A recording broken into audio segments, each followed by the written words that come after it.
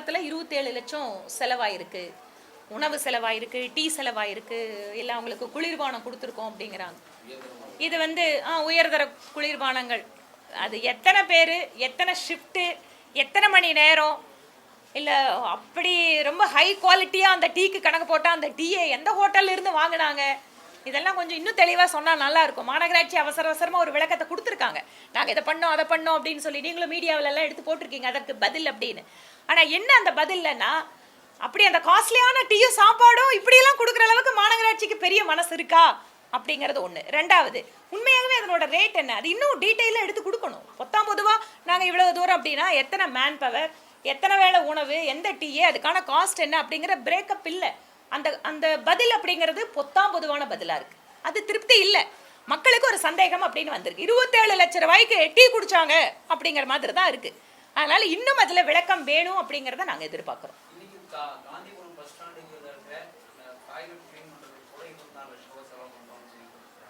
நிறைய விஷயத்த கேட்டால் அதிர்ச்சியாக இருக்குது.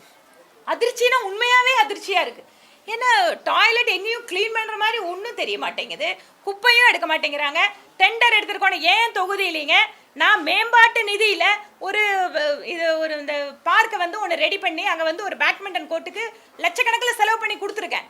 அது பார்த்தா கொஞ்ச நாள் கழிச்சு நான் போய் பார்க்குறேன், அப்படியே ரொம்ப மோசமாக கிடக்குது. என்னங்கன்னு கேட்டால், இல்லைங்க லோக்கலில் இருக்கிற ஒருத்தர் கான்ட்ராக்ட் எடுத்தாருங்க, அவர் வேலையே செய்யலைங்க. இதுதான் இன்னைக்கு பார்க்குகளோட நிலைமையாக இருக்குது. ஸோ இவ்வளவு பணத்தை செலவு பண்ணுற மாநகராட்சி அதற்கான தரமான சேவை வழங்கவில்லை என்பது ஏதோ நான் சொன்னேன்னா எதிர்கட்சிகளோட குற்றச்சாட்டுன்னு பார்க்கலாம். கோவை மாநகராட்சியில் வாழக்கூடிய எல்லாத்துக்கிட்ட கேட்டாலும் இதான் பதிலாக இருக்கும். குப்பை எடுக்கிறதுல பிரச்சனை, எங்கேயுமே பொது கழிப்பிடங்களை தூய்மைப்படுத்துறதுல வந்து க்ளீனாக இல்லை. ஆனால் இந்த பணம் மட்டும் போயிட்டே இருக்குது. அந்த பணம் எங்கெங்கெல்லாம் செல்கிறது அப்படிங்கிறத அந்த திராவிட மாடல்காரங்க கரெக்டாக கண்டுபிடிச்சு சொல்லணும். போன வருஷம் முழுக்க பார்க்கலாம் அப்படின்னா சேர்ந்தே ஒரு 300 தீர்மானம் தான் போட்டாங்க. ஸ்பெசிஃபிக்கா இந்த சர்ச்சையான